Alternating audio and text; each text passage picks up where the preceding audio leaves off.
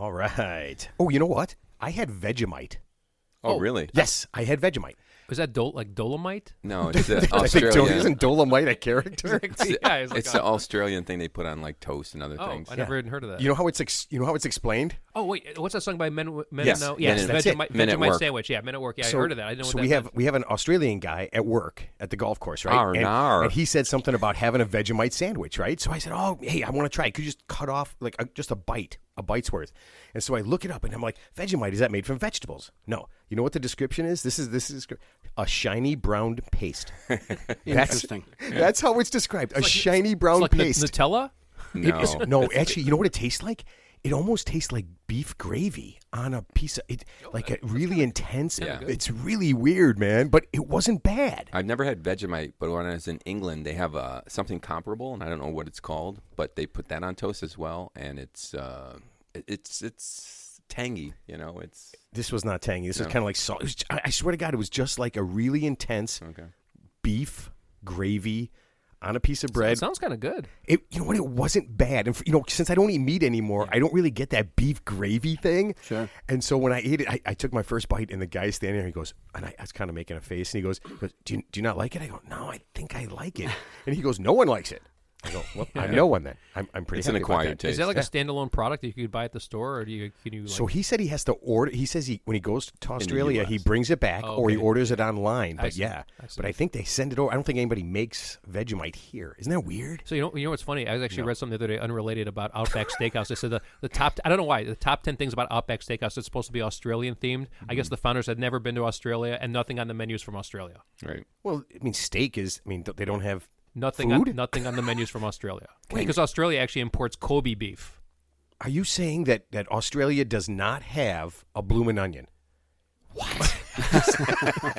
That's the only reason I was going to go, to get an authentic bloomin' onion. It's all made up. That's not a knife. This is a knife.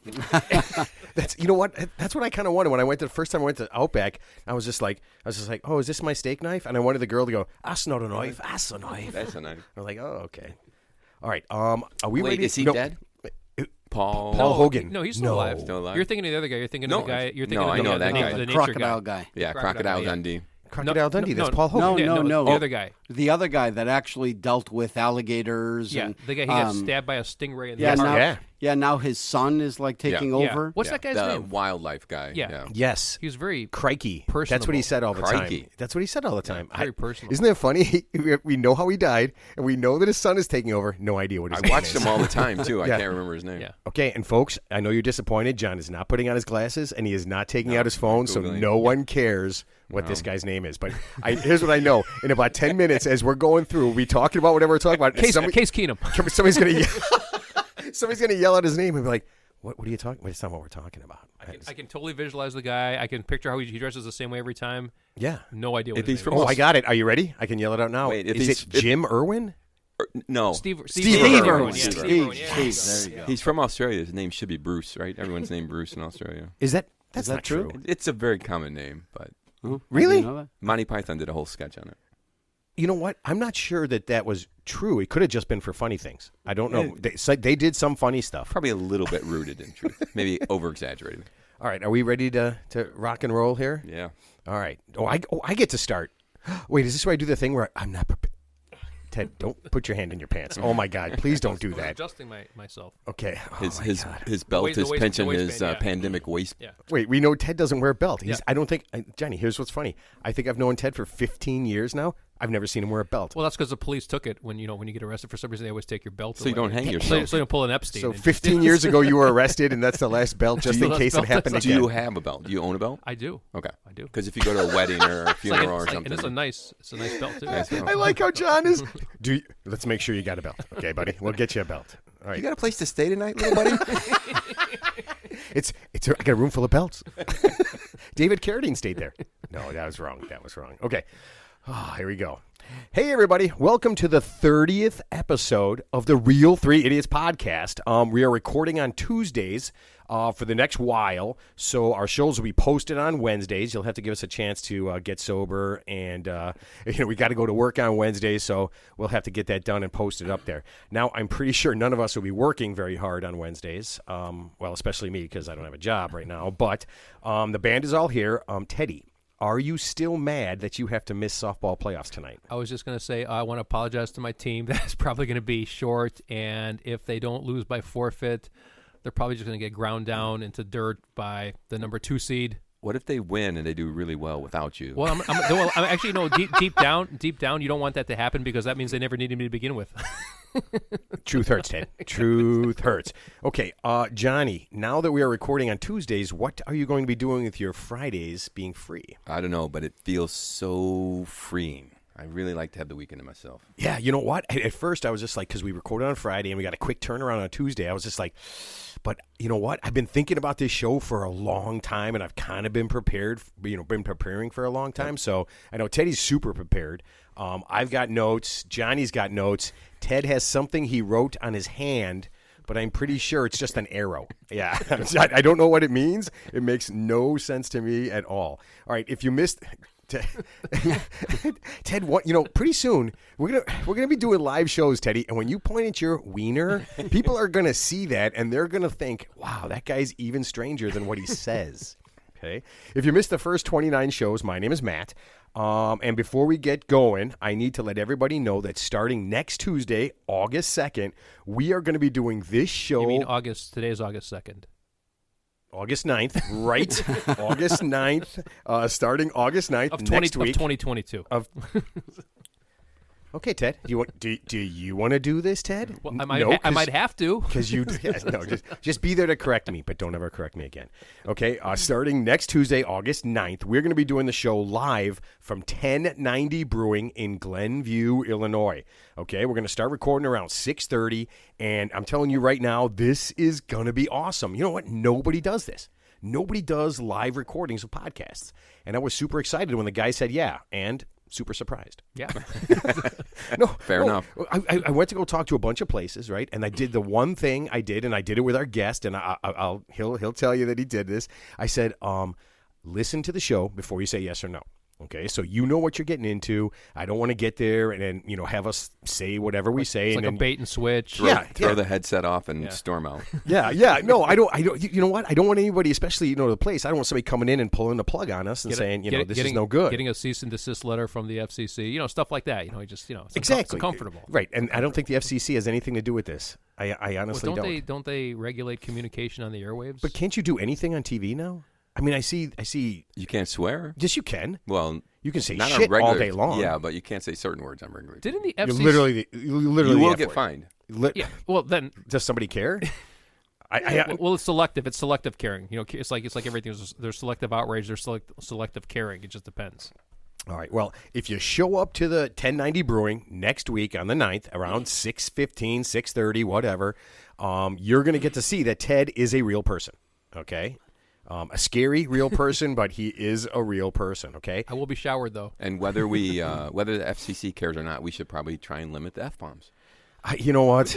We've been doing a good job of that, though. No, I didn't. I listened to the show last week. I said the F word. Oh, I almost said fuck. I said the F word a lot last week. Who was the biggest offender last week? I was by far. It was you. Yeah, towards the end of the show, I think I had like 5 or 6 beers, and I was just every other word out of my mouth. I couldn't make a point without screaming the word. So there's a correlation. So when you have 5 beers, there's going to be at least 5 times as many F-bombs. You know what? 35 times 6 is... Okay, gotcha. It honestly might be that, okay? All right, so before we get started, I need to mention something real quick. By now, everybody in the world has heard how runaway Ted Cruz and Pat Toomey of Pennsylvania have basically stopped the PACT Act from happening, right? If you don't know what it is, this helps veterans who were hurt when the U.S. set up burn pits. And if you don't know what a burn pit is, we'll post something online and social media about a burn pit, or you can just honestly, you can go to Google, you can type in burn pits and really find out what it was. It was terrible, and it literally affected millions and millions of our people in our armed forces. They were subjected to this, and they could get very sick now, and they could get very sick in the future, right? Now, here's what happened.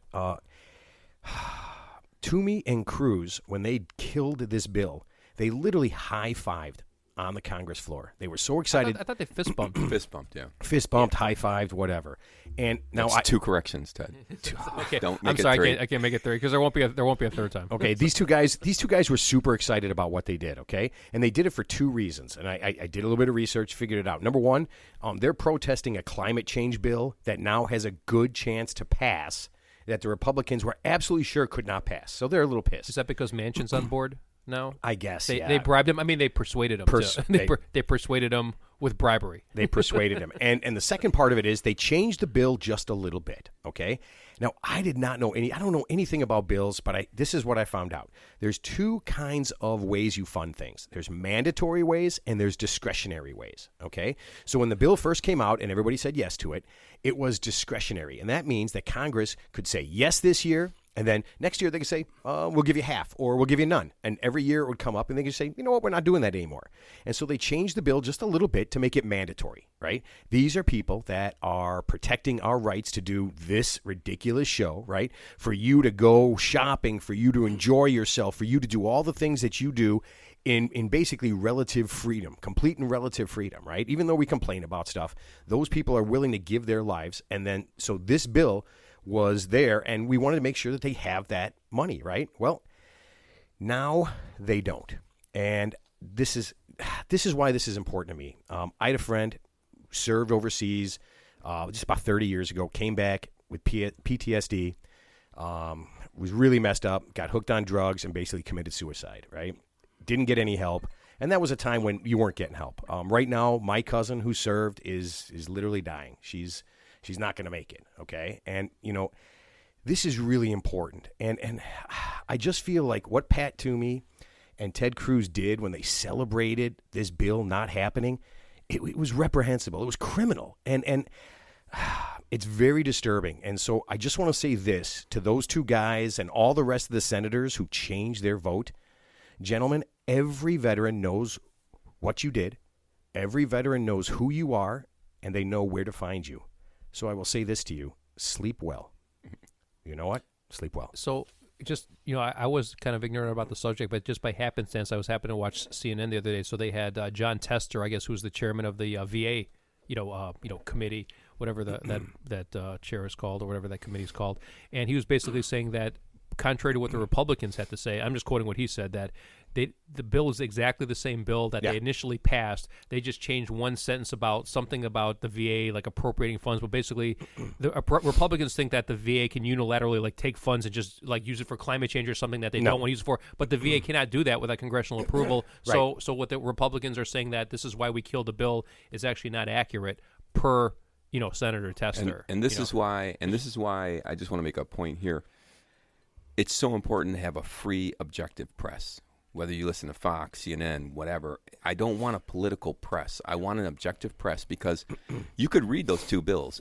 Both sides say different things. One side says not a word was changed other than that. The other side says that they changed from mandatory. They said one sentence in the bill was changed, but it didn't materially affect the bill. So here's my question: like, how can people? I mean, these are like supposed to be Harvard-educated attorneys. These are not. Well, they're lying. They're just using. But the point is, how could there be such a fundamental disagreement if it's just so obvious? They're lying. They don't read the bills. Most of the senators don't read the bills. Well, like right? Remember Obamacare? They said we'll read the bill after it passes. It was like 10,000 pages. That's what they said. I'm quoting. Yeah, but that's so why you need. That's why you need an objective group of people who will do that. I could go and download these two things and read them, but the bill, they're huge, and I don't have time for that. If you had an objective press that everyone could listen to, and it doesn't matter what party you belong to. I think that's critical for democracy. Yeah, here, I'll just make this real quick before I don't want to get off the subject too far. But so there was a hearing in Congress where they were interviewing the Joint Chiefs of Staff, and this is during when America withdrew from Afghanistan, and we know that was a disastrous withdrawal. They evacuated the military first before the civilians, and obviously chaos ensued. And by the way, they left billions of dollars in U.S. taxpayer-funded equipment behind. Oh, we could have given that. You know what? Had we known what we know now, we could have given that to Ukraine. Yeah, exactly. We could have given it all to Ukraine. Don't worry, Ukraine's going to get theirs anyway. So, but the point is, so the Joint Chiefs of Staff testified in front of Congress, and they said, we told the president that it's not a good idea to evacuate the military first. We should at least leave 2,000, 2,500 troops behind to make sure all the civilians are evacuated first. And then the president, the White House said, no, they never told us that. I'm like, how could that? Right. How's that possible? I mean, such a simple thing. Here's the other thing I want to tell you. The military didn't want to go. They're happy to stay there. What? Because that's how they make money, right? That's why they're needed. That's how the civilian contractors make money, not the military necessarily. And they're all together. Somebody got rich there. They're all in bed together. Wasn't the military people that got rich. Wait, was it me? Did I get rich? No. Damn it. Okay. All right. So sorry we got off on that, but it's just one of those things that hits so close to home, and it's so disturbing to see somebody do that. But all right, here we go. So this week's show is going to be a little different, okay? Instead of talking about crazy shit that goes on during the week and learning even more about how shitty Florida is, we are going to have a special guest, and we're going to talk about one thing this week: guns. Okay, that's it. We're talking guns this week. Now, with all the stuff we've been hearing about assault rifles and mass shootings and the NRA and different laws, I thought it'd be helpful to talk about guns in kind of like the most intelligent way we could, which is probably not very intelligent, and that's why we have an expert. And I would like to welcome Peter Alexopoulos. Peter, welcome to the show. Thank you. Thanks for having me. Welcome. Thanks for coming. All right, this is really exciting because we've never had an expert on anything, okay? My sister was on. She was an expert on being mean to me and telling untrue stories about my childhood. And yet she was right somehow. Yeah. Okay, so let's get our shameless plug out of the way. Peter, you run Sportsman's Resource Training in Niles, Illinois, right? That is correct. Okay. Do you mind if I give out your phone number? No, absolutely. Please do. So if after you're all done with this and you want to get in contact with Peter and have him help you, it's 847-282-2728, or you can go to srtrainingllc.com. Okay? So, Peter, let's do this. You train people to safely use different kinds of firearms, right? That is correct. Okay. So, I'm thinking here, I know. You're certified to teach, let me get this straight, pistols, rifles, and shotguns, right? Accurate. Yes. Okay. What about hand grenades? Hand grenades are not one of the items that I have a forte in. It is not my thing. Okay, so I am kind of a hand grenade aficionado, okay? No, I thought it was a bazooka. No. I like the throw it and run away thing. So maybe after the show, if you know someone who can actually train me to safely use a hand grenade, because I'm an idiot and I'll probably end up blowing myself up, we can talk about that after the show. Did you see the thing today? Ukraine, they have drones. And they have things attached to them. It's basically like an incendiary bomb of some kind. Like an IED attached to a drone. And they print them, so it's printed. Right? Yeah, they're do-it-yourself. What? Yeah, I heard that Ukraine is like using do-it-yourself, like bombs, or the weapons to, And they just fly over. Like there were 3 Russians getting into a car. They flew over and dropped it into their car, and it exploded. So let me get this straight. If I have one of those in my car and one of the guys doesn't use a turn signal in front of me. Listen to me. I would launch the drone. I'm telling everyone on the road right now, use a turn signal or I'm going to drone bomb you. Oh, I thought those cars just didn't have turn signals. I thought they built cars without turn signals. I thought that's what it was. It's possible. My favorite car is the car in the left-hand turn lane that turns right. That's my favorite one, where I scream. I don't know what they're doing in their car, but I'm screaming, right? I'm going to pull a Ted here and make a reference that no one's going to understand. But the old Clint Eastwood movies where he had the monkey and he's like left turn Clyde anytime he wanted to punch someone. Now it's going to be Maddie in the car. It's like, launch the drone, Clyde. Well, that's with the orangutan, right? That was with the orangutan. Yeah. Okay, so Peter, you also, besides training, you also do shooting competitions, right? Like you're a pro shooter? No, I'm not a pro shooter. I am a competitive shooter. So pro shooters are actually a designation that is given to you once you make a certain caliber of shooting. And it requires, like anything, when you're a professional, it requires a significant amount of time and commitment obviously financial resources. So I have been in the competitive shooting circuit for probably about 18 years now. But because, like most of us, unfortunately, I had a full-time job and still do have a full-time job, I cannot commit all of my time and resources to shooting competitively. It's just something that, gradually grew from my joy of recreational shooting. So it turned into competitive shooting, which is how I get my thrills. And is it just like accuracy, or do you do I know they do like quick draw things and other things like that, or is it just kind of an accuracy? The plethora of opportunity to do competitive shooting is literally endless. There are competitions for people that do cowboy action shooting, and they, dress up in all the garb. And, oh my God, I love the idea of that. I want to be a cowboy. Teddy, you can be my cowgirl. You know that song? I know. So in Tombstone, Arizona, which actually, by the way, in real life has the most fatal shootings, like draw shootouts in U.S. history. I guess there's an intersection in Tombstone, but I mean, they actually dress up, as cowboys and the sheriff and everything. Yeah, I've been there, and they reenact it. Yeah, I've been there. Yeah. Well, that is really cool. Yeah, it is. It is, and these people, really, really take it to heart. They dress the part. They are very, very true in their acquisition of old world firearms and the methods in which they used. Any muskets involved? Let me tell you. If I tell you that there are not only muskets, but there are cannons. Yeah. So there are competitions where you go out with old artillery and you set it up, and these are World War I, World War II cannons, and they're trying to hit targets from hundreds of meters away. It is literally endless. That would be fun. Okay, so we are getting so number one, the Three Idiots are buying the cannon, and we are playing. No, you don't know. Actually, what's that one? It's called the Tribute. It's the one. It's like the the flinger. The flinger, and it flings like no, in Ted, medieval we times. want things that shoot. That's cool. We're talking about guns. We're not talking about flinging. Yeah. We can fling shit like a monkey. We're talking about shooting. Damn it, Peter. I should have done my research. I didn't think about this until this moment. But there was a TV show about 5, 6, 7, 8 years ago, like Top Shot. Oh yeah, okay. I watch it all the time. Yeah. Is it still on, or is that? It's reruns. Reruns, okay. Because I remember one time they were on roller coasters and they had targets. No, he's not joking. And as they went by, they had to hit the target. I was like, that's pretty. And it's not all guns, right? I mean, they got slingshots. It's slingshots. It's arrows. It is knives. It is any weapon from any period of time, including ancient firearms.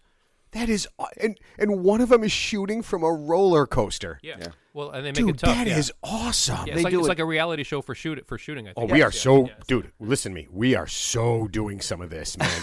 I would love to get on a roller coaster and start shooting things. That'd be great. Except, you know what? I'm a throw my hands up kind of guy, like leaving it up. I would probably just shoot in the air. That would totally suck.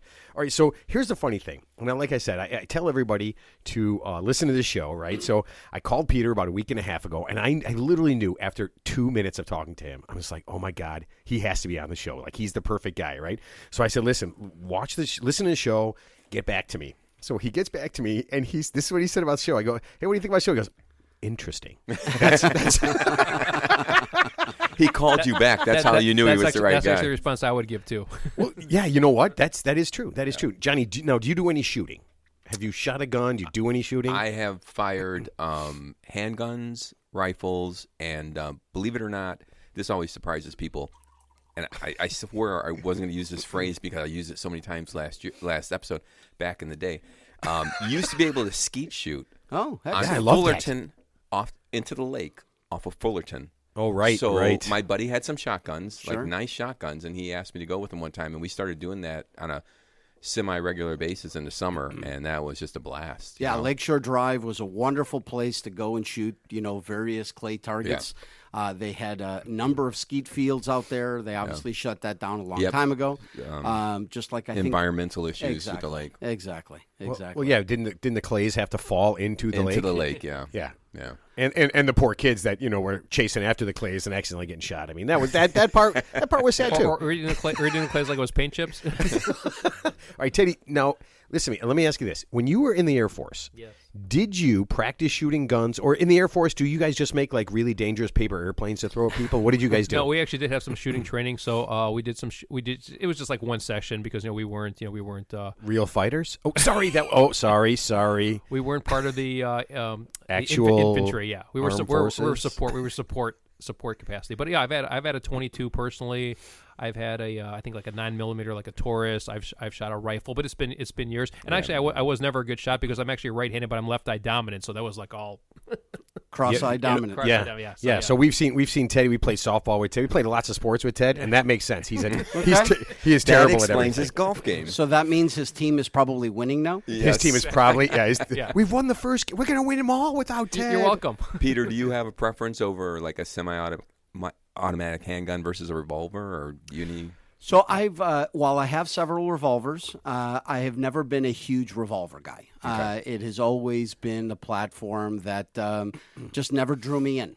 There's some nostalgia to them. They obviously look great, but at the end of the day, I've always been a semi-automatic guy. So I've never shot a semi-automatic weapon, but if I were to have a gun today, it would probably be that. Until I started reading Jack Reacher. I assume you read Jack Reacher, right? Oh, my God, I love Jack Reacher and so much. And he always complains. He goes, if he has a gun, it's going to be a revolver because it's going to be so much more robust. Like, get the semi-automatic weapon can jam, etc. And so listen, there's pluses and minuses to each one. Yeah. There's a clear and obvious plus and minus, at least one for each. So the biggest drawback to revolvers has always been the fact of capacity. Yep. So you're limited to 5, 6, in some instances, depending upon the chambering and the manufacturer, you might have 7. But at the end of the day, there is a relatively small amount of cartridges that firearm is going to hold. Whereas on a semi-automatic platform, not only do you have the ability to hold more ammunition, but reloading, unless you're, Jerry Mikulek, who can reload in the blink of an eye, the reloading process is far more efficient, far faster. The big plus to a revolver is the fact that there is a second strike capability. In other words, if you have a jam with a semi-automatic rifle, there is a remediation process in order for you to clear that round and get your next round chambered, which takes time and obviously requires you to break your grip on your gun.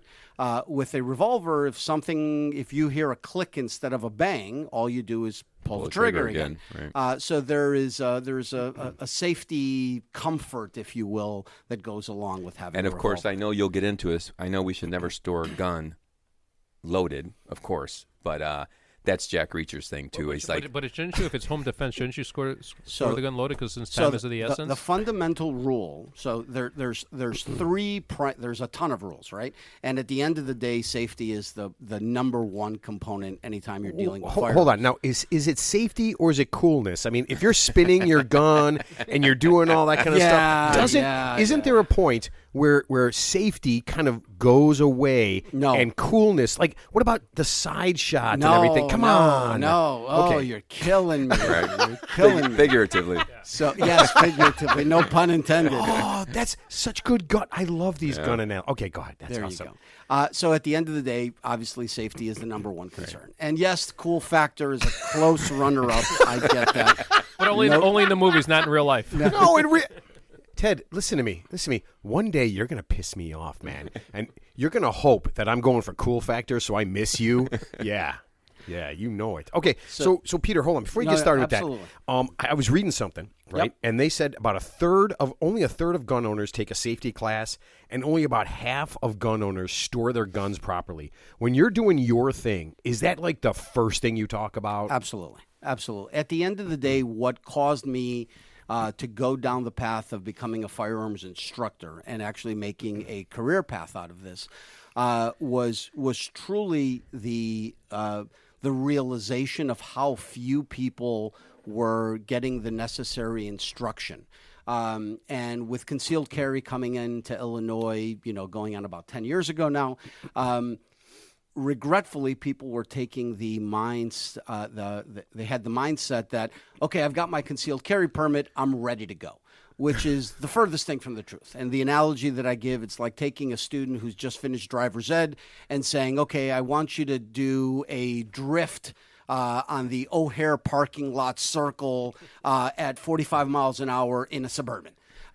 It's just a recipe for disaster. Now to me, that sounds like fun. As are firearms. Yeah. But you have to be safe. So at the end of the day, people need to understand that there is a need for having the necessary training to be able to not only possess a firearm, but these people are actually carrying firearms on a daily basis. And it could be something that is more detrimental than it is a safety feature for yourself if you don't know how to use a firearm. And then it exponentially gets worse when you don't know how to properly store it, you don't know how to properly maintain it. So all of these things play into having the gun culture of America really take a deep breath and say, okay, if I'm going to own a gun, I want to make sure that I can handle it and utilize it in a safe fashion. Okay, so when people come to you, this is what I'm thinking. Like when they talk to you about their gun, like why do people buy a gun? Like why do they tell you like I got this gun because what's like some common things that people? Why do they want to have guns? So for the most part, it breaks down into two categories. I'd say the first category that people come in, they say, well, I'm buying a gun for personal protection or for home defense. The second, by a very, very wide margin, is people who simply want to shoot recreationally. Hey, I want to go out and do some skeet shooting or trap shooting or sporting clays with my kids. I want to, go plinking.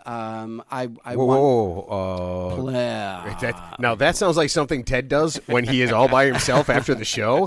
What is plinking? Yeah, what is plinking? So plinking is when you are shooting steel targets and you hear that bing, bing. Oh, okay, okay. The little such a good sound. It's a wonderful sound. It's like church bells. Yeah.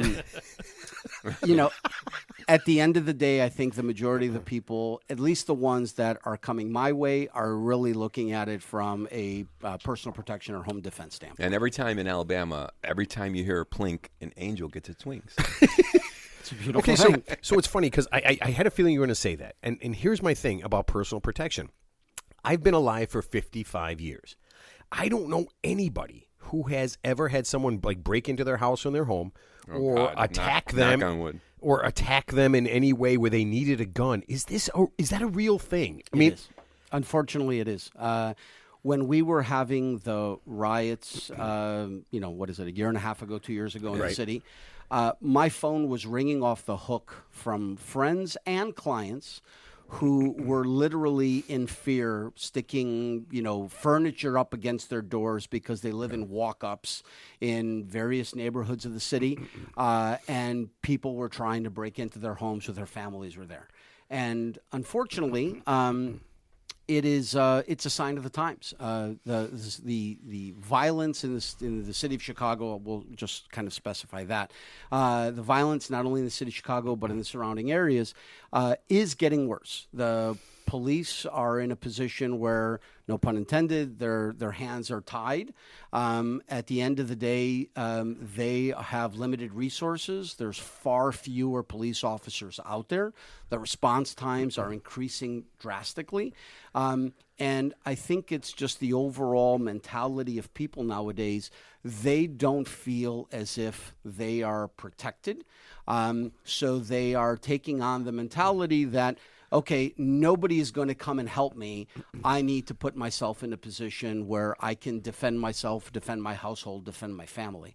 And many times they'll bring up the analogy of homeowners insurance. I've lived in my house for 30 years.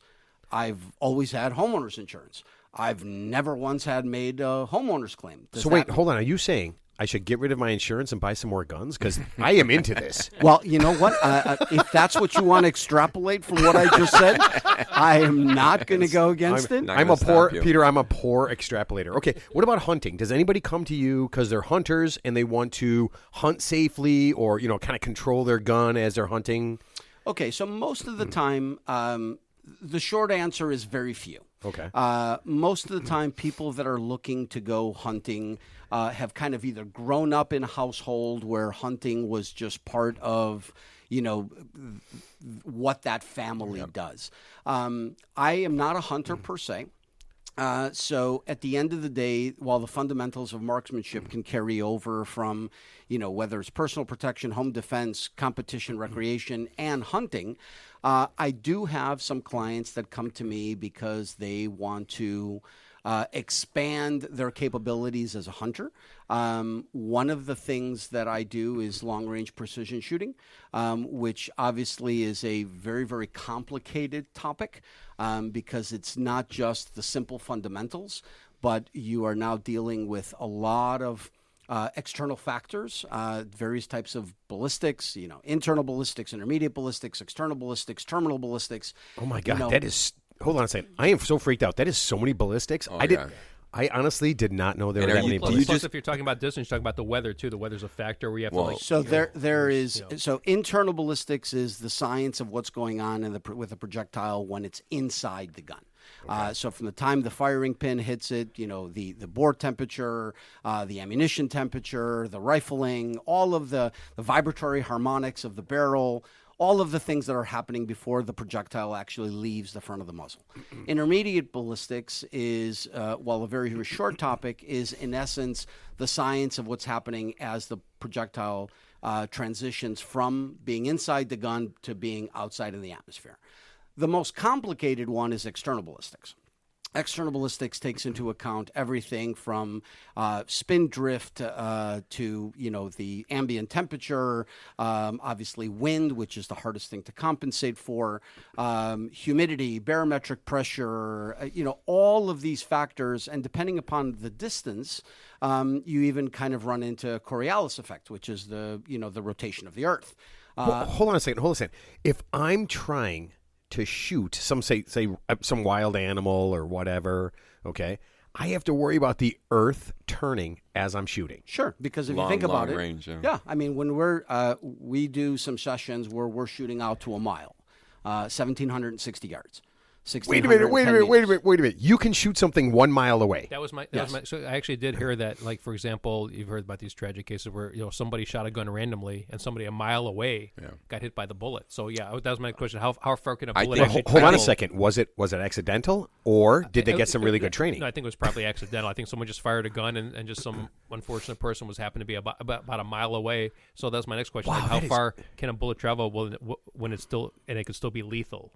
So the longest, in general, and don't quote me specifically on the number, but I think the longest precision rifle shot that is noted right now is 4,615 yards. And I didn't Google anything, but I remember because I was kind of into this for a while. But was it a Canadian guy? A Canadian soldier? The Canadian sniper is, I think, and again, don't quote me. I think the Canadian sniper in Afghanistan has one of the longest confirmed kill shots. At like 1.25 miles. At the end of the day, we're talking about some really long distances. And the one thing that I want to make sure you guys understand is when a bullet leaves the front of your muzzle, it is instantly being affected. Well, it's instantly being affected by gravity. Yes. Okay. So when you are aiming at something 1 mile away, you're actually pointing the gun hundreds of inches, if not dozens of feet, well above the target. You want to hear my favorite? Wait. Okay, you got to hear this. My favorite fun fact, and I was going to do an F-bomb. It's going to blow your mind. If Peter were standing here with a handgun and pointing it, out into the distance, and I stood next to him with a bullet in my hand. They'll drop at the same time. And if I drop the bullet and he pulls the trigger, both those bullets hit the ground at the exact same time. Wow. Everybody is blown away by that because they're like, "Oh, the momentum!" Yes, I didn't know that. Wow, that's crazy. Gravity is gravity. Yeah, it's crazy. Gravity is gravity. Yeah. Absolutely. That is okay. So what's funny, real quick. Go ahead. Real quick. So, like the JFK assassination, which was been talked about ad nauseum. So there was a conspiracy. There's like multiple people. There's the grassy knoll because nobody could believe that why this idiot chose a bolt-action rifle. A mail order bolt action rifle. And nobody could believe that he was able to assassinate the president from this book depository, a moving target. And, he hit him in a pretty tight pattern. And he was in the Marines, Lee Harvey Oswald, but I don't think he was like a pro marksman or anything. And nobody could believe it, nobody could do this. But it turned out after this extensive warrant investigation that, in fact, it was him. It wasn't a conspiracy. It wasn't the mafia. It wasn't the Cubans. It was just this guy. Was it the Greeks? I'm sure there's actually, we got to blame the Turks. Okay, all right, yeah, all right. Got to blame the Turks. There you go. Okay, so Peter, listen, you had to have a scene in all your trainings and all the things shooting competitions. You've had to have seen some people do some very stupid and dangerous things. Like when you were out, what are some of the dumbest, like some insane things that you've seen people do? I don't know. It didn't have to end up in them shooting each other, but what are some really stupid things you have seen people do with guns? So I'm sorry to kill this for you. And again, no pun intended. It is shocking how there has been zero stupidity, zero accidents, zero instances where you feel like, oh my God, I just avoided a tragedy. When, especially at the competitions, the clubs, and the environments that at least I have been a part of, the focus on being absolutely diligent to make sure that things are being done 100% without question, safely, is the most paramount concern. There is a safety briefing that's usually 15 to 20 minutes, regardless of how often you go to these things. There are precautions that are put in place, so when you are at one of these events, you have what's called a chamber flag, which is basically a plastic flag that's inserted into your barrel, and it's hanging out with a little flag on it so that everybody can follow what we call the 2-second rule. You should be able to look at somebody's gun and within 2 seconds of a quick snapshot be able to tell that that firearm is safe and unloaded. So there's no magazine in it. The bolt is open, because remember, all these precision competitions, I know you were making fun of bolt-action rifles, but I was actually commending them, because obviously I was actually commending a bolt-action rifle. Yeah, absolutely. Okay, I misunderstood. Sorry. So at the end of the day, there is a huge focus on safety. So while I'd love to come to the table with a really funny story about, oh my God, this moron did this. Yeah, there's nothing funny about that. There's nothing funny. You know why though? I'm going to make a snap judgment like I always do. No idea if it's right, but the people that you're dealing with are people who are obviously concerned about safety, right? Because they're coming to you for safety. You're going to like these competitions. Sure. These are experienced or want to be experienced people who are willing to learn and to listen, not just your random Joe off the street who doesn't give a crap about anything. Yeah, I mean, listen, at the end of the day, people that are looking to participate in some sort of organized shooting sport, or whether they are looking to expand their knowledge base, want to do so because they want to do it correctly. And I'm sorry, I didn't even mean to bring this up even, but it made me think about it when you said, have you seen anything crazy happen? The shooting on set. Oh, the Alec Baldwin. Alec Baldwin, the Rust. Yeah. So, yeah. Obviously, about 16 different things were done wrong that I can tell, but he broke the fundamental number one rule of gun safety, which is you don't point your gun at anyone.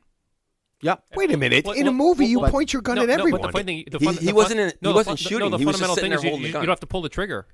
You can just aim it. You don't have to pull the trigger. Well, you just don't point a gun. Yeah, well, that too. But I mean, somehow a live round got into number one. Don't point a gun. Got into that gun. Well, since this program, on the set of a movie, since this program is about guns, and the number one component as it relates to guns is gun safety, let's just talk about the fundamentals of gun safety. So number one is, which you just talked about, is that you never point your gun at anything you don't want to kill or destroy. Okay, that is, you should assume that there is a laser coming out of that barrel, and that at any point in time, you're not flagging yourself. In other words, pointing the gun at yourself. You're not pointing it randomly at somebody.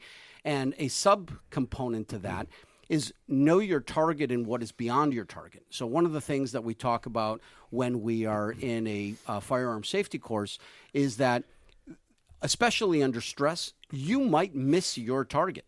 So you get kind of tunnel vision when you're in a position of being panicked or stressed. Yeah, you know, it's interesting you just say that. Just on a real quick note, I remember a story years ago where it was like, I can't remember if it was a police officer and an offender, but they were literally within like 5 feet of each other, and they were firing wildly at each other, and they both missed because, like I said, the stress makes you do things that you wouldn't normally do. Absolutely. Yeah. Absolutely. Even like a movie. I remember, what was that movie, Unforgiven, with Clint Eastwood? So he's a professional gunfighter. Obviously, it's just a movie, but the point is, people pull their gun and they just can't because they're so nervous and they're just they're like this, where he was calm and just pulled it out. Yeah, wait a minute. But what about all the movies where Sylvester Stallone and Arnold Schwarzenegger can shoot everybody every time without even aiming? Don't forget Bruce Willis.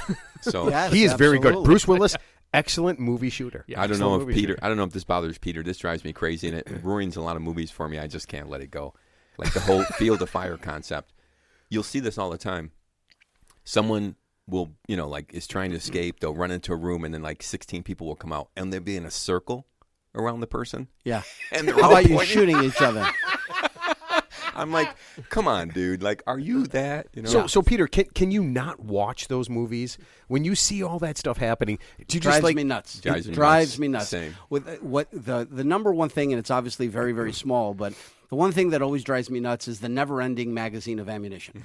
They're shooting and shooting and shooting and shooting and shooting and shooting and shooting into infinity, and they never change a magazine. And that's why a lot of times when I watch action-type movies, 13 Hours of Benghazi was probably the most accurate as it relates to the way they handled their firearms and their reloading and the fact that they had jams, and it was very realistic. So your wife hates watching Arnold Schwarzenegger, right? Because you're like, yeah, that couldn't happen. That couldn't happen. That couldn't happen. She's like, just stop it now. I'm trying. She won't even watch him with me.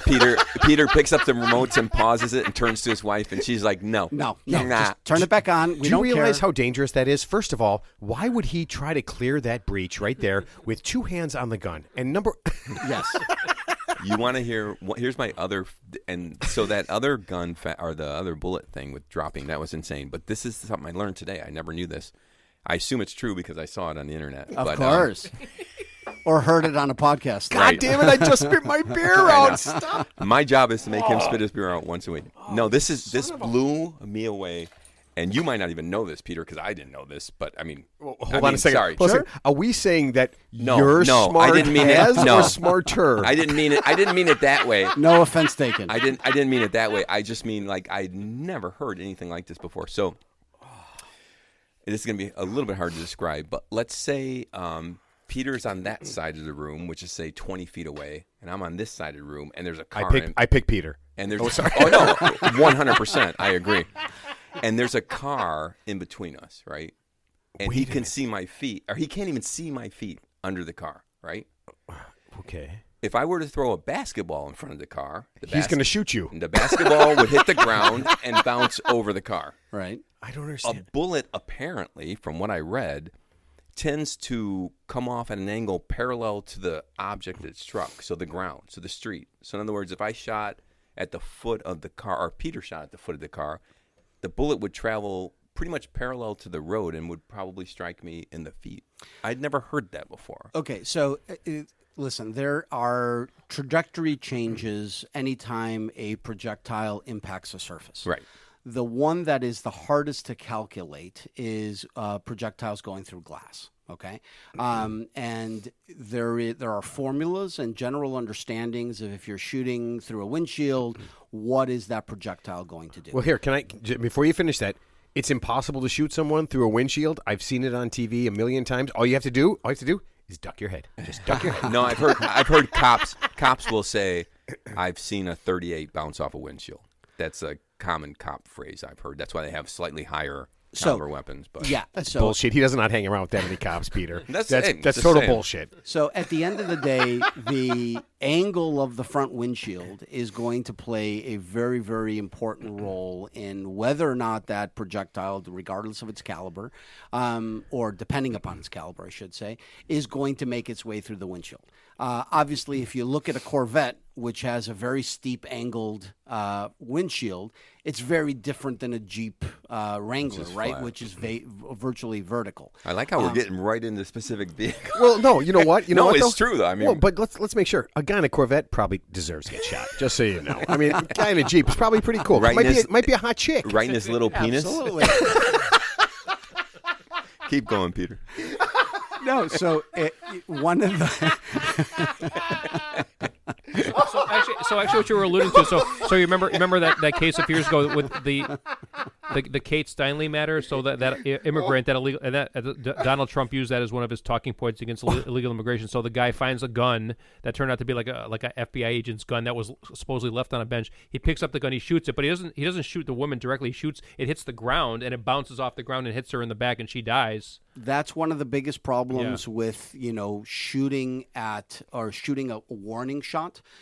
So when people take a concealed carry course or they take any type of gun safety courses, people will often say, "Hey, listen, I don't want to shoot the perpetrator that's in front of me. I don't want to take somebody's life. Can I shoot a warning shot?" And at the end of the day, you've got to be conscious of the fact that there are implications. If you shoot down at the ground, that bullet is going to ricochet and go somewhere.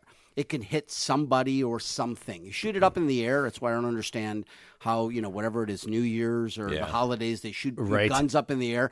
That projectile is going to come down somewhere. Yeah. It's going to hit somebody or something. There was a case just today or yesterday, some guy, and so he was in a car with a woman. He shot the woman in the neck in the car. It went through her neck and bounced off wherever and hit him in the leg, and he died. Yeah, I'm assuming. That's karma. I'm assuming Dude, it's. that is I awesome. mean, bravo. But I'm assuming it's efforts for moral artery. What else could it have done? That is, you know what? That is the funniest thing ever. Okay, so we got to That is the funniest thing ever? Yes, you try to kill. Hold on. You try to kill somebody. The bullet goes through her, bounces off, and kills you. Yeah, that's ironic. Great. Yes, funny. I'm not quite sure. I mean, not haha funny. Actually, the funniest story was so in Russia. This was on video, by the way. So two guys were messing with a beaver. I'm not kidding. Wait a minute. I thought there was no more porn talk, Ted. No, this is a real beaver. Or maybe it was an otter. So this guy tries to, he's messing with the beaver. He's obviously being malicious. So the beaver, having the sharp teeth that it does, bit him in the thigh, severed for moral artery. Shot him? And then he just bled out. And you know what that's called? That's called Darwin wins. Wait, did either of those two, did the beaver or the guy have a gun? The beaver's teeth were the gun. Yes. Ooh, I like that. Okay, so, all right, I want to blow your mind because we got to kind of move on. All right, I want to blow your mind. In America, all right, we have 120 guns per every 100 people. Listen, the world is full of information, and you could look at 100 different sites and 100 different reports, and you get 100 different answers. So is that not accurate? Because that's 400 million guns in our country. Yeah, that 400 million guns is low. It's probably keeping track of military weapons as well, though. You know what I mean? That's low. Listen, 400 million is one of the reports that came out that said how many guns are probably in civilian hands in the United States.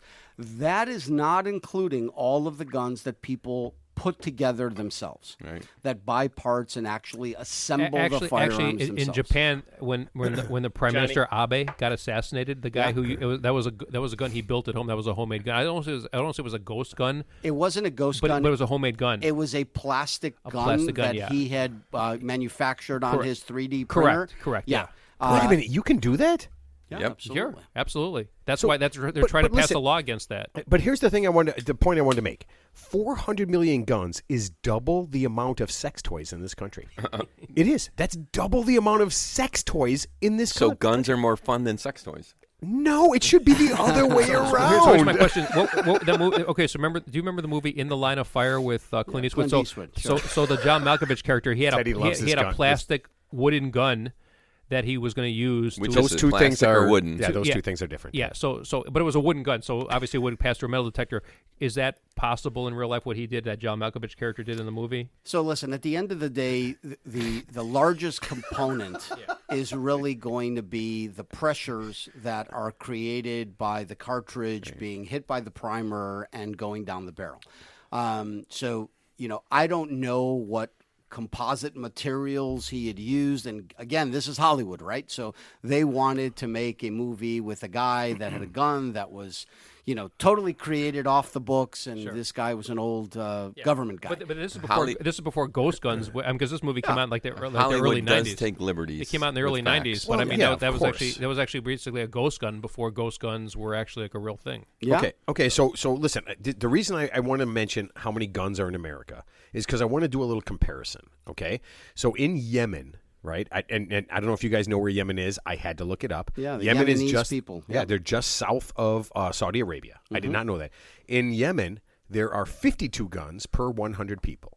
Okay, and this is something that is really important because I want to start talking about this is awesome. I want to talk about gun deaths because we have to talk about that, right? We have to talk about like what actually happens when people are shooting each other and doing all this stuff. So in 2020, there were 45,000, a little bit more than 45,000 people killed by guns. Okay? Don't answer, Peter. I know you know the answer to this. What was the number one gun killer in 2020? Suicide. Yeah. Suicide. Suicide's always in the top 10 every year. Yeah, suicide. Yeah. Suicide by gun. 54% of the people who are killed by guns are people who turn the guns on themselves. 237 people a day die by suicide by gun. I told you, if I go out, I never knew how I was going to go out. If I had to go out, if I'm going out, I'm just doing fentanyl. Right? Why would I shoot myself or hang myself? Do fentanyl. You know what you do? You buy a bottle of Mad Dog 2020, you go to Yellowstone, get eaten by a bear. No, that's hot. No, that's not good. Peter, you probably missed the show where Ted like really pushed the take some fentanyl and go get killed by a bear. I don't want to take fentanyl. What do you want to take to get killed by a bear? I'm the fentanyl guy. I want to take like some good Crown Royal or something. Some good stuff. No, Peter. Everyone knows that if you're going to go, because the fentanyl is going to kill you by itself. It's got to be a shitload of cocaine and as many prostitutes as can either screw you or kill you. That has to happen. Do your stats because I know we kind of argued a little bit off topic. I know we're supposed to talk off show, but we talked a little bit. But I know where you're going, so let's do this thing. Okay, so I want to freak you guys out, and Peter, you may or may not know this. So about 7 out of 100,000 people are killed by guns in America. Now, this is the funny thing about Yemen: the same number, Crazy. The same number. In proportion to the population. 7 out of 100,000 people in Yemen are killed by guns, just under that, and the same thing in America. Now, I don't know if you know anything about Yemen, anything at all. It is not a very nice place. Nope. It is not, okay? Their average income is 100 times lower than the average income in America. Yet, we have the same death rate. Is that weird? It's disturbing and disappointing is what it is. It really is, right? It really is. And here's the thing. Like, we talk about it like Yemen has ridiculous poverty, right? So everybody just says, "Oh, you know why so many people are killed in America? It's because Baltimore and Chicago and Detroit have those super high-end, high poverty, high crime areas that are killed." That's not where the highest number of people are killed by guns. Any idea what the number one state where people are killed by guns? Mississippi. That's one of them. California. Nope. Louisiana. California, Texas, and Illinois all have the same rate. Florida? No. You ready for this? Wyoming, Mississippi, Alabama, Louisiana. Is that crazy? That is crazy. And here's what they say. They say it's because they have such lax gun laws. But you know what? In Yemen, there's no laws. There are no laws. Yeah. In fact, every person is encouraged. Texas? Texas is very low. Texas and Illinois have almost the same death rate by guns. So we have tons of laws, right, in Illinois to not have guns, right? Chicago's ridiculous. We have a ridiculous... New York, Chicago has the most restrictive gun laws. New Jersey, right. Yep. But you know what? States are all lower. But you know what? Tons and tons of people are killed every day in Chicago, and that's not even close. 40 people this last weekend were shot. I don't know what Illinois is. And we're the same as Texas. And by the way, we're the same as Texas. Okay. And Texas seems like the Wild West, right? New York is like 5%, though. But here's the thing, though. This is where we cross paths. So what you're quoting are the death rates per 100,000 people. Yes. If you just look at the number of gun deaths, period. Doesn't matter how many people are in the state. Number of people who died by gun violence, it's Texas is number one. No, you're absolutely wrong. 100%. Yeah, no, it's right. You can Google it. Listen. Hold on a second. You can Google, Johnny. You can show me anything you want. They have a 14% rate per 100,000 people, but they have more people than Wyoming. So more people in Texas died than in Wyoming, but the rate per 100,000 is higher in Wyoming than in Texas. Oh man, I am gonna. You know what? I'm gonna argue that against. I'm gonna argue against that. I guarantee it. Okay. I am very disappointed. Here's a simple. Wait. I'll just tell you. Texas suffered 4,164 gun deaths in 2020. Tell me how many were in Wyoming. It's less than 4,164. The rate in Wyoming per 100,000 is higher than Texas, but the total number of deaths is higher in Texas because there are more people there. Well, I think the big picture takeaway is that if you have a gun and you use it, there's going to be repercussions. So unless it's literally like somebody, that's a false statement. But listen, unless somebody's like literally breaking into your house, and it's a justifiable homicide or stand your ground, depending on the state. If you're out in public and you get angry because somebody cut you off in traffic or they hurt your feelings and you shoot them, whether they're dead or not, your life's pretty much over. So you're going to be in the criminal justice system for years. Let's assume the person lives. You're going to get charged with aggravated felony of a discharge of a firearm. So you could say whatever you want. Wait. Didn't Dick Cheney get away with it? Didn't he literally? Didn't the vice president shoot his buddy in the face? His hunting party. Yeah. Did he shoot his buddy? Of course, he's a hunter. Yeah. I know Peter wants to talk, but yes. Let the man talk. I want. Yeah. Yeah, I'm trying to interrupt you so he can talk. I'm just saying. Nice gaslighting. Go ahead. I'm just saying you said, if you fire your gun, there's going to be repercussions. Well, I can go to. Not in every circumstance, but Well, that's what you said. No, Teddy. In every, I agree with Peter. In every circumstance. Peter didn't say anything yet. No. He said if you fire your gun, there's a circumstance. Yes. No, there's repercussions. No, wait. I just want to clarify real quick, and then we want to let Peter talk. If you fire your gun, there may be no repercussions because you could be at a shooting range hitting a target. You mean if you fire your gun at a human being and do something? At a person, yes. At a person. So on that note, I wish that there actually were repercussions every time you fire the gun at humans. One of the most disturbing aspects of our judicial system and the enforcement of a lot of the people who are, festering the gun violence in Chicago is that they are being released. And I think that's where a lot of the frustration comes from, is that at the end of the day, whether you are pro-gun or against gun, if you are discharging a firearm at an individual and making an attempt to cause great bodily harm or death to that individual, there needs to be repercussions for that. And at the end of the day, there aren't. I have a ton of friends who are law enforcement officers in various places, not only in Chicago and the suburbs, but throughout the country. And the biggest challenge is when you have no repercussions.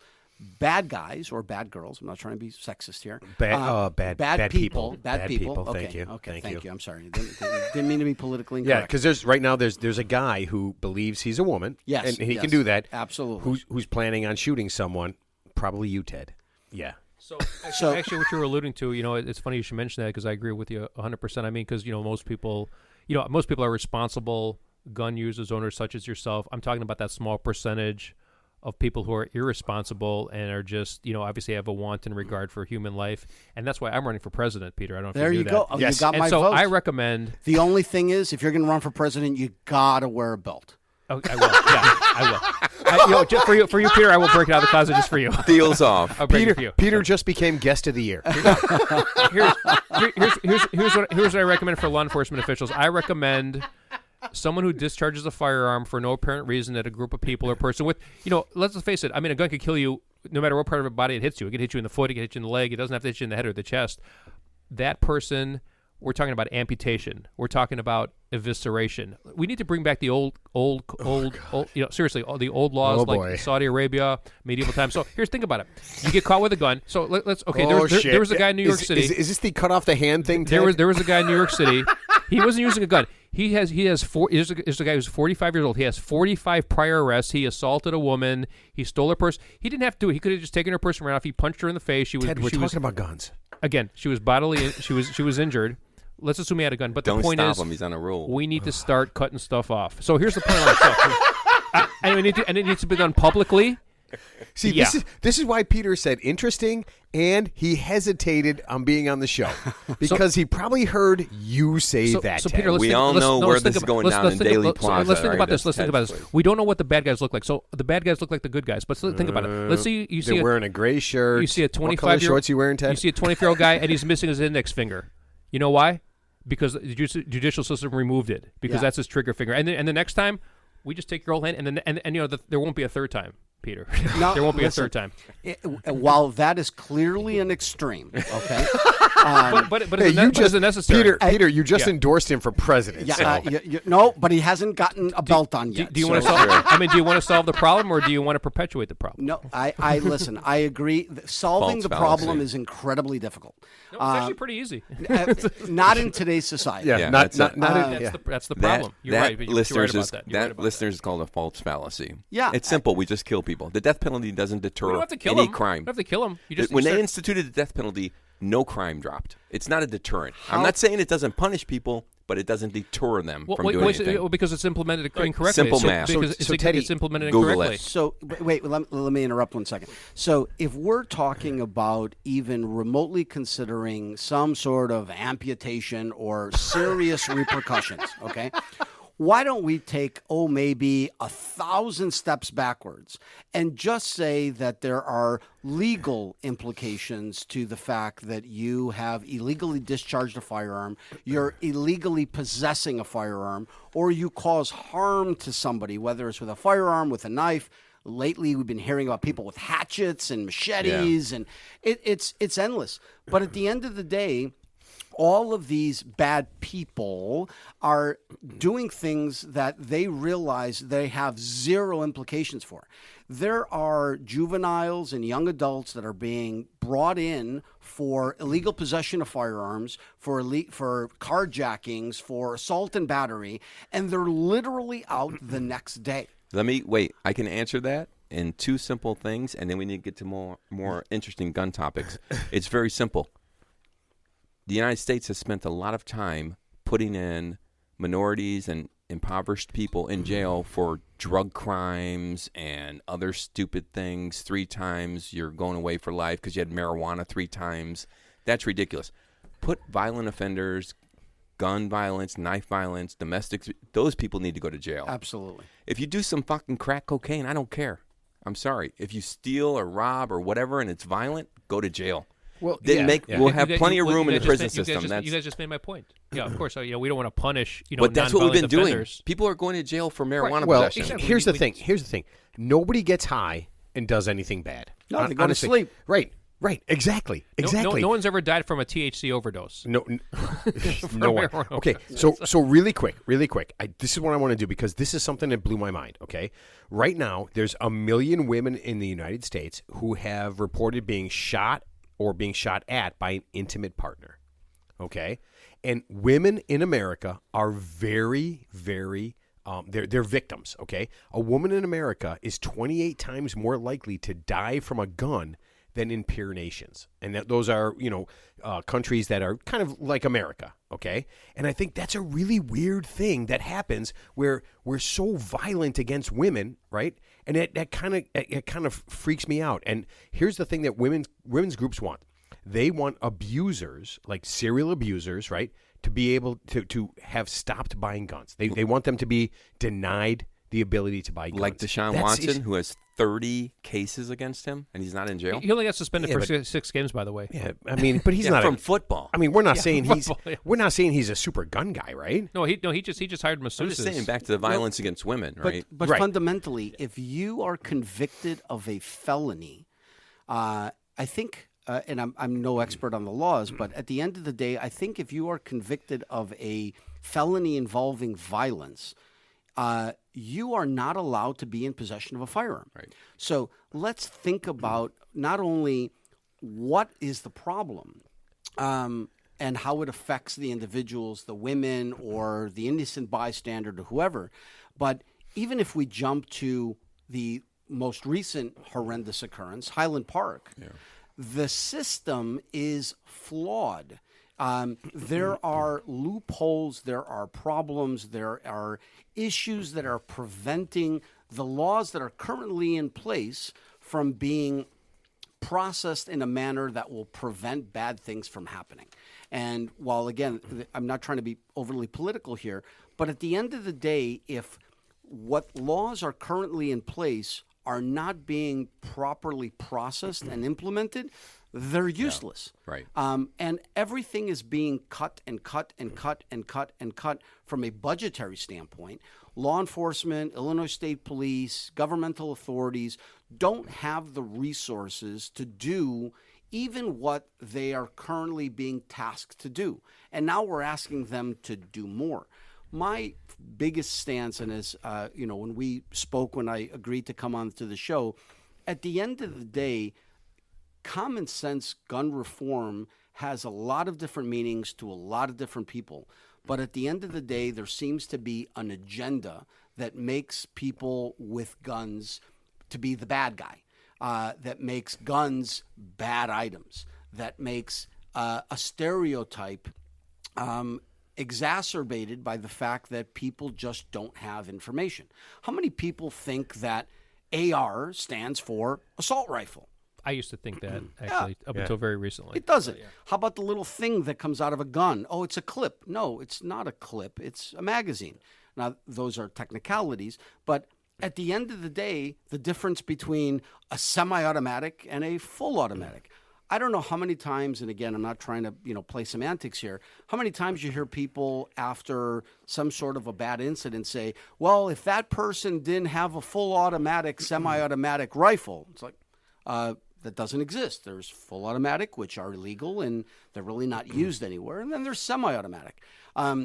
So at the end of the day, people think that the gun culture in America are, hillbillies and long-haired, tattooed, Harley driving, beer drinking, basically this group around the table here.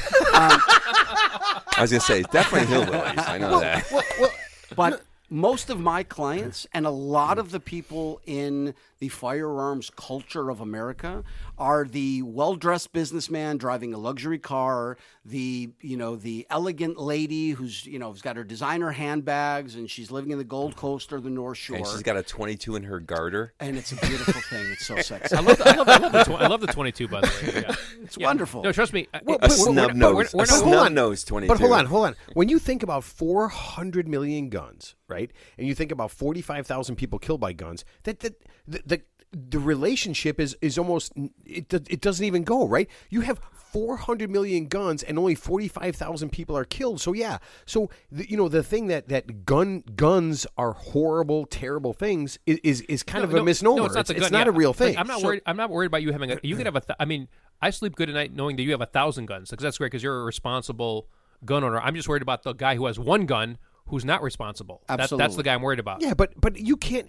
Here's what you can't do. 95% of the people. You can't enforce. I mean, look at that kid. He literally told his father he was going to kill him and his family, and his father co-signed for him to get. But that was 4 years ago. That was when he was 18. Because I think he did Peter, 22. This is what I said. I said his father should get half the penalty of what his son gets. He's going to jail. I guarantee that guy will go to jail. Listen, if his son gets electrocuted, then his father should get electrocuted from below the waist or above the waist. Or just his testicles. Yes. Absolutely. Yeah. I mean, what a ridiculous concept. And we talked about this. I said this, I have two kids. If either one of them were threatened my life and said they were going to kill all these people, I would call every agency in the world and tell them to never allow that kid to have a gun. So the concept that guns, the concept that guns are terrible, terrible things are ridiculous. No, listen, you're preaching to the choir, obviously, right? At the end of the day, I think that there are things that need to be done in order to keep firearms out of the hands of people who can be a danger to society. Now, the problem is, how do you do that, right? And everybody brings up, mental health. Well, how do you deal with mental health? We didn't have a massive surge of gun violence over this past 5 years because there is historically that many more guns out there. there has been a fundamental change in society, whether it was COVID, whether it is the implications of what COVID caused. It's a news cycle too. I think when you talk about you're basically in a roundabout way celebrating the shooter. So a lot of these people who are mentally disturbed or mentally vulnerable are looking at this, and they're kind of like copycats in the making. It kind of feeds on itself, where it's like, I can be a martyr too at some point down the road. Yeah, but absolutely. Teddy, but you know what? I'm not saying it's a component. I'm not saying that's the be all end all. You know what? I read something where they said this is weird. 50% of people. That's what they're saying. 50% of the people in America have some sort of mental problem, and I'm thinking that can't be right. That can't be right. Is that the divorce rate? No, 50%? it is. It is because but we can't have what people today call mental problems isn't what we call mental problems. Like when we were young. Wait, hold on a second. Do I have a mental problem? Yeah, you do. 100%. Is this show a mental problem? when we were young and we didn't want to do something or were nervous about school or whatever, it was nothing. But nowadays, it's like my kid has anxiety.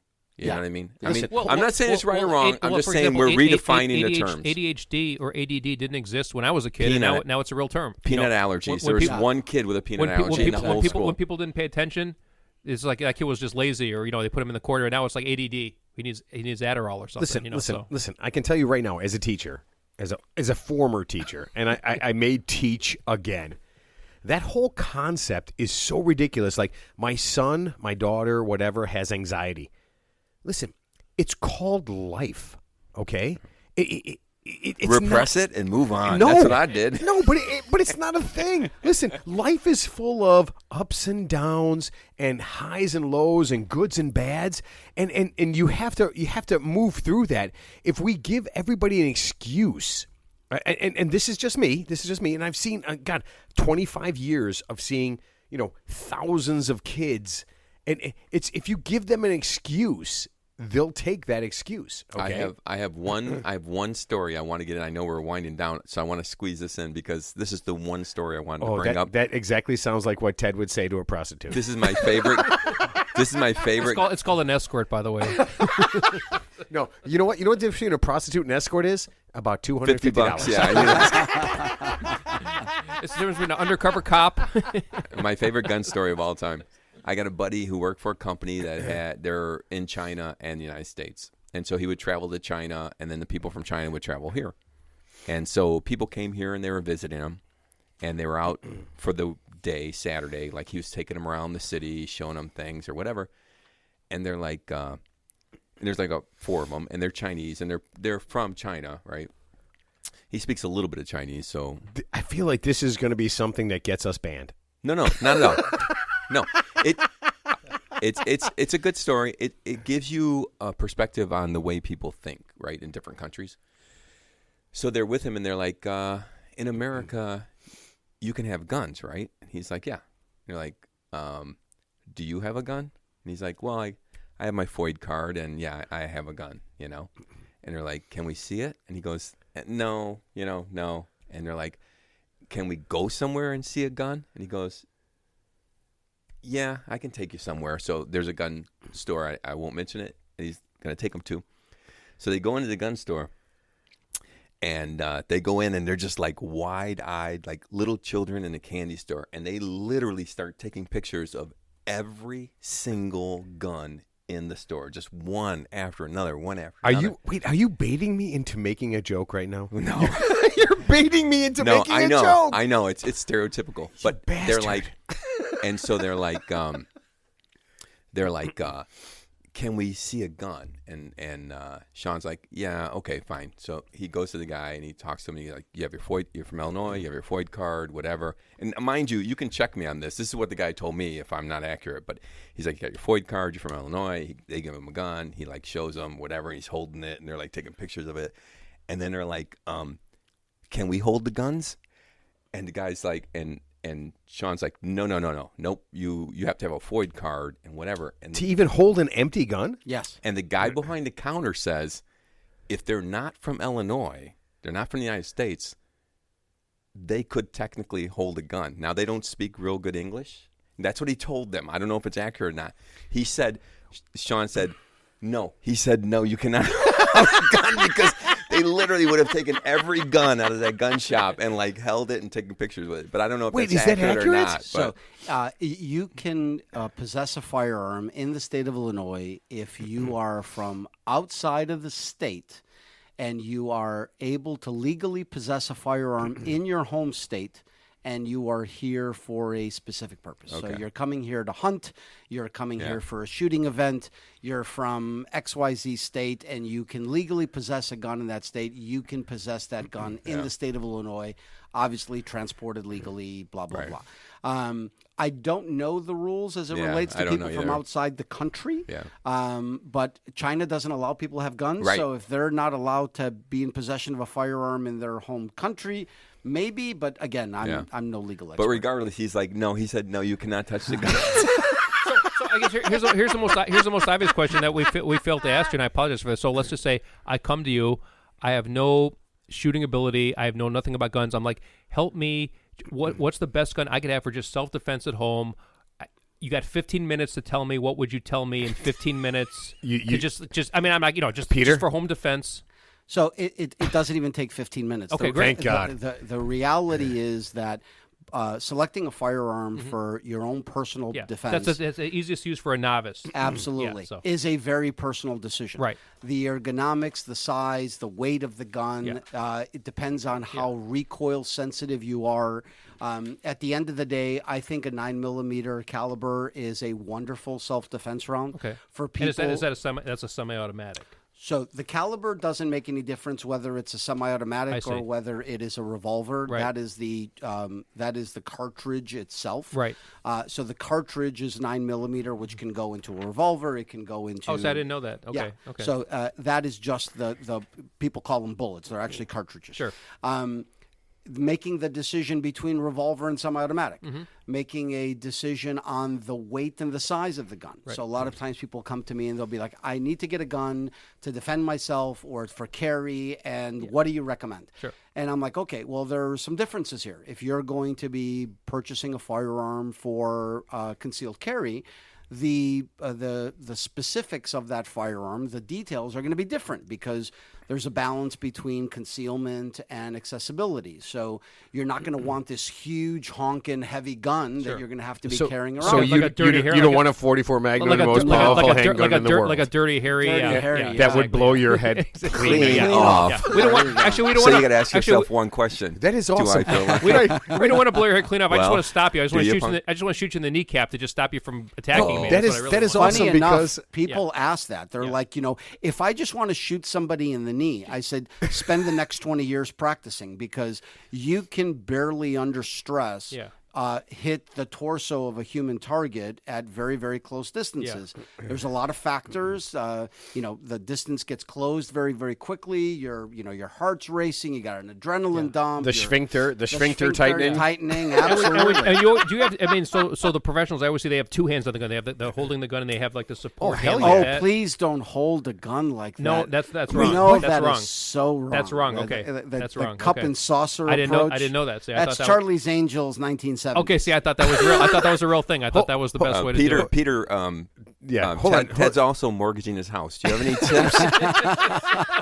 No, listen. Everything Ted does is Charlie's Angels. Just so you know, that is the greatest analogy of all time. I didn't know that. I thought that was like the most guaranteed way to just stabilize the firearm. Like it's the exact antithesis. Okay, see, so at the end, oh my God! And at the end of the day, what people don't realize is all of these misnomers. They don't know how to stand properly. Sure.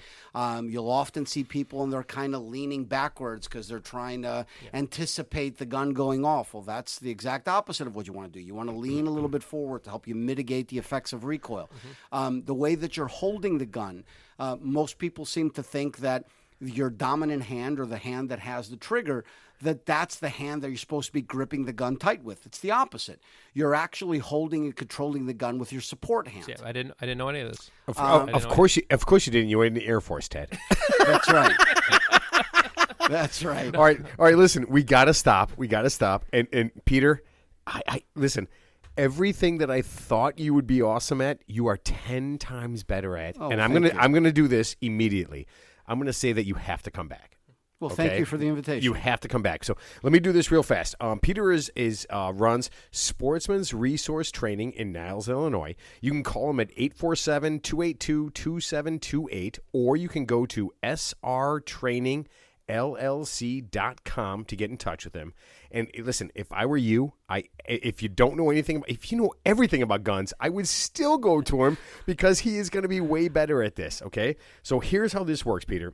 So at the end, we ask everybody to, we ask each person to tell us your final word. I'm not going to make you go first. What I'm going to do is, Ted, what is the final thing you would like to leave everybody with? And hold on a second. If you can't, go ahead. I can't do it. Go ahead, Teddy.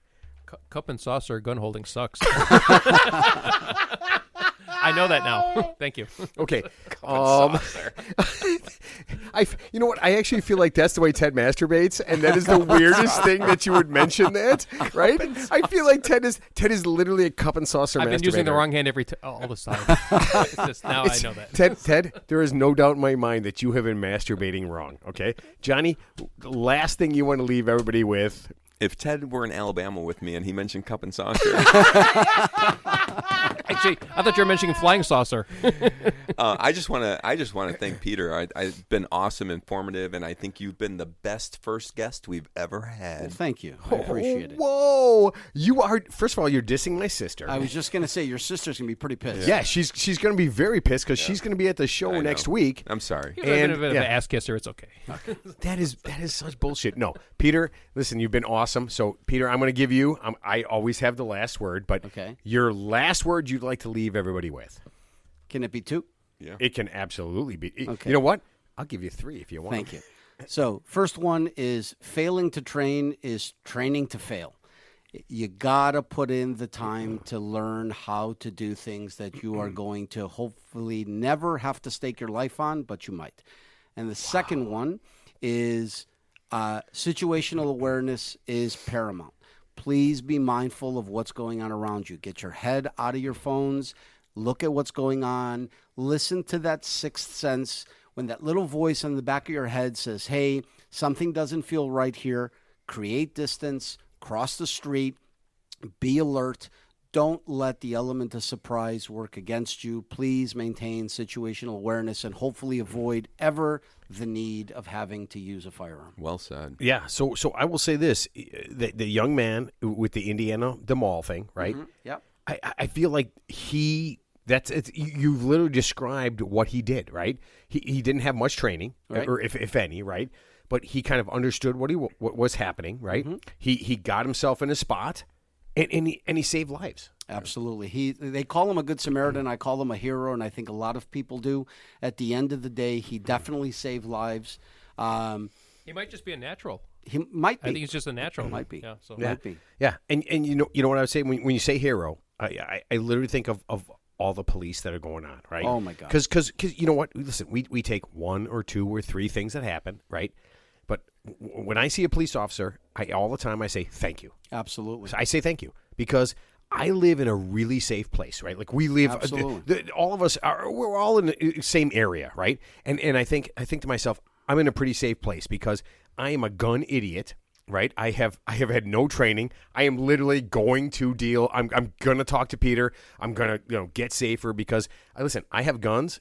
I do nothing. I know nothing. I absolutely know nothing, and I need to. A lot of people are like that, so don't feel bad. No, Oh, thank you. That's so nice. Ted, you should feel bad. Okay? Really bad. Yeah, you're a goddamn Air Force. I mean, airplane. But listen, it's such a great thing to have to understand, right? Guns, gosh, I don't want to say like guns don't kill people, people kill people, whatever. You have to understand everything that's around you, right? Peter, you were a fantastic guest, okay? You have exceeded everything. And yes, when you come back, we will ask better questions, right? Yeah. John just pointed at Ted. And then you know what? Maybe I'll tell you what. Maybe we can do, this would be really cool. We do a little fun, like learning what's going on. Man. Sure. On site. Right? Yeah, a little on-site like training, learning what's going on. We can share with people what's happening. A little cup and saucer. Yeah, no more cup and saucer. No more cup and saucer. No. Listen. Everybody here is married, so there'll be no cup and saucer, okay? Unless we're really, really drunk, okay? All right. Listen, Peter, thank you so much. John, thank you for having me. Yeah. John, thank you moderately. And Ted, you're just Ted. Okay. Everybody, we look forward to seeing you guys next week, August 9th at 1090. Man, I haven't been drinking a lot. 1090 Brewing, about 6:30. We're going to invite all the guests that we've had on previously to come back and enjoy everything that's going on. We will see you guys. Actually, we'll see you guys live in a week. Have fun. Stay alert. Stay safe.